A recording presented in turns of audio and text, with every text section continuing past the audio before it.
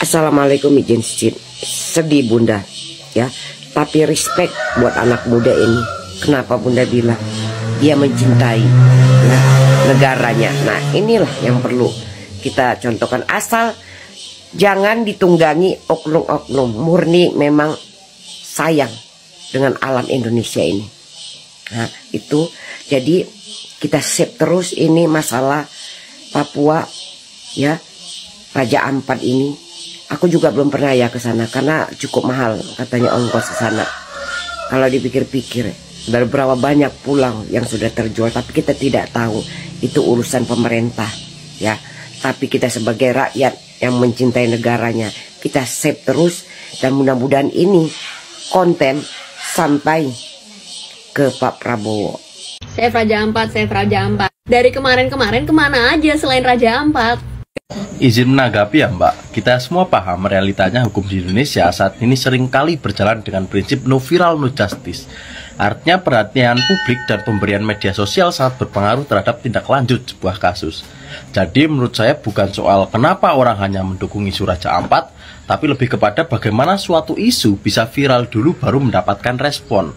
Faktanya banyak juga isu-isu penting yang tidak viral dan akhirnya tidak ada tindak lanjut terkait isu tersebut. Nah bagi saya pribadi hal tersebut tidak masalah, karena yang viral justru membantu membuka mata publik dan mendorong tindakan.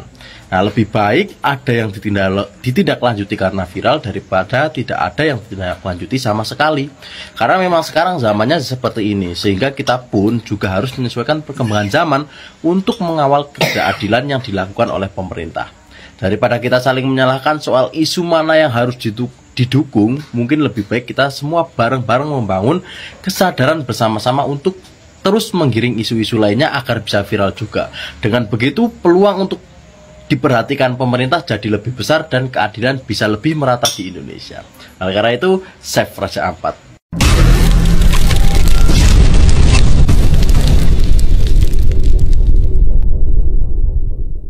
Bener bahwa Indonesia Barat dan juga pemerintah itu jahat sama Indonesia Timur. Lo perhati.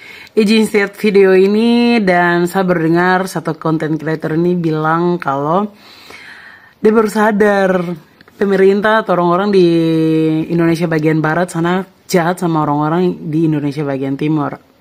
That's right. Itu yang sebenarnya selama ini orang Papua mau bilang sama kamu semua. Jadi kalau kamu sudah nonton dia punya video, tolong kamu nonton video ini juga, dan ini sebagai penjelasan bahwa selama ini kenapa orang Papua minta merdeka. Mungkin salah satunya karena itu.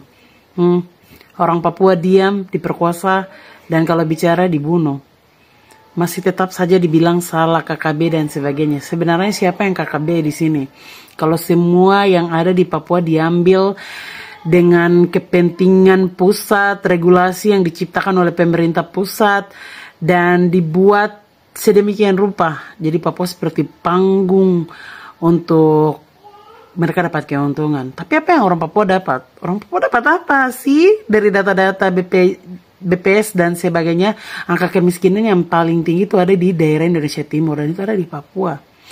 Orang cerita selalu Papua punya alam yang indah, kekayaan yang banyak, tapi orang Papua tidak sejahtera.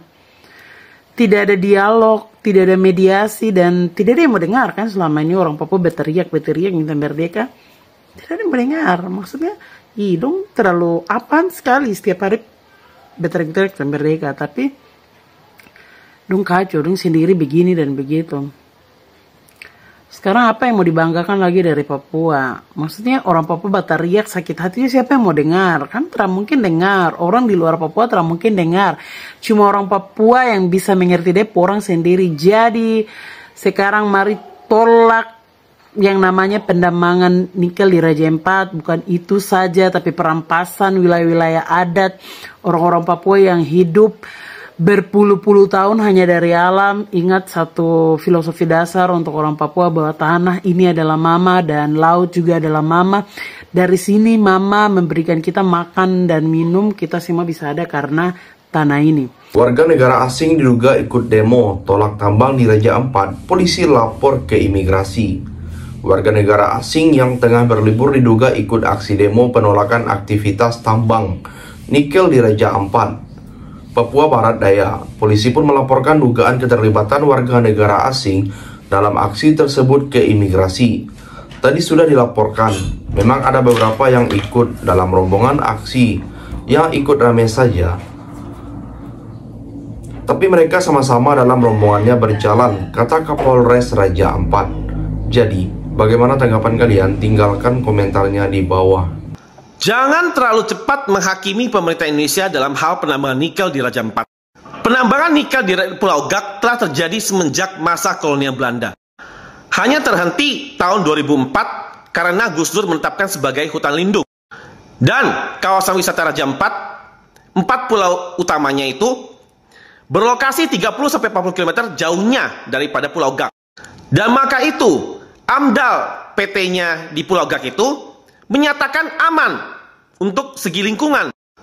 Kalau misalnya bicara tentang pulau itu sendiri, di mana Menteri Susi mengatakan bahwa sedimentasi di pulau itu mengandung zat besi yang tinggi, maka masyarakat di sana, di pulau itu sendiri harusnya pindah.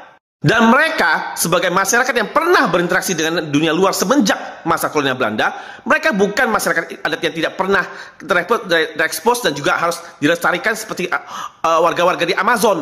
Mereka bisa pindah. Pencemaran lingkungan sedikit banyak akan terjadi dalam aktivitas penambangan.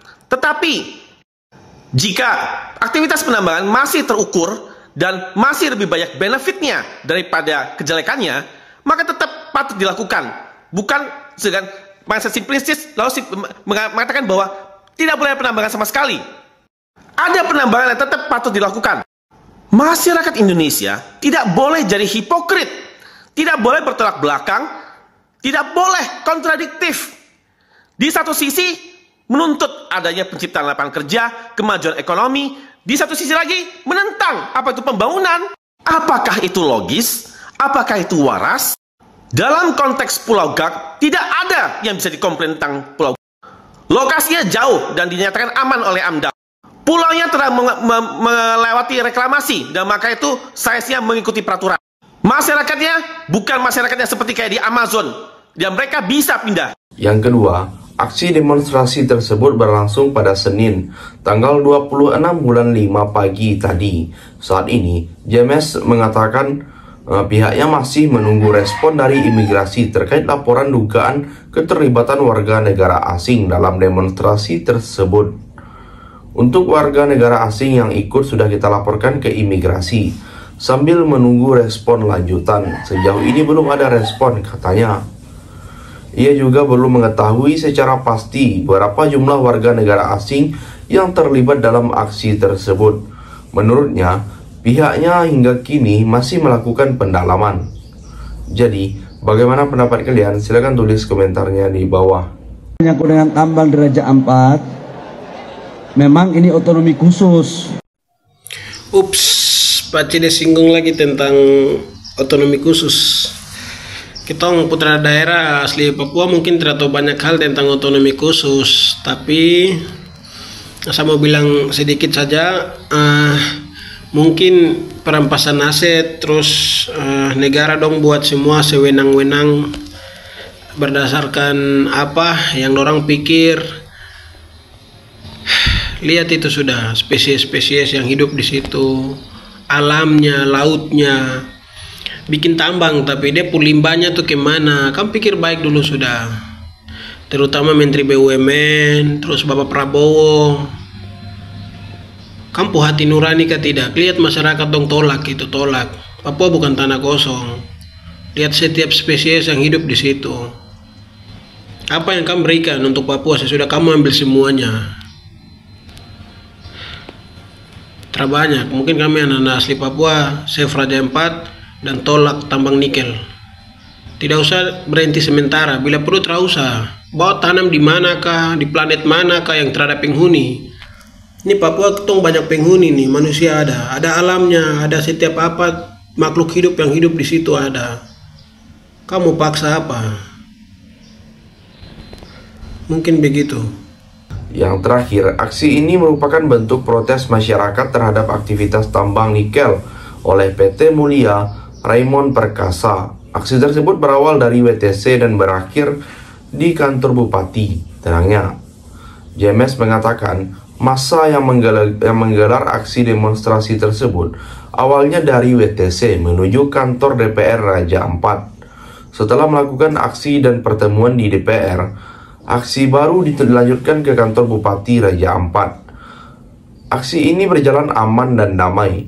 Polisi juga melakukan pengamanan selama aksi demonstrasi tersebut. Kini massa yang melakukan aksi telah dibubarkan diri, ungkapnya. Jadi, sampai di sini bagaimana tanggapan kalian? Tinggalkan komentar di bawah sebanyak-banyaknya. Saya dari channel YouTube Segudang TV, pamit. Sampai jumpa.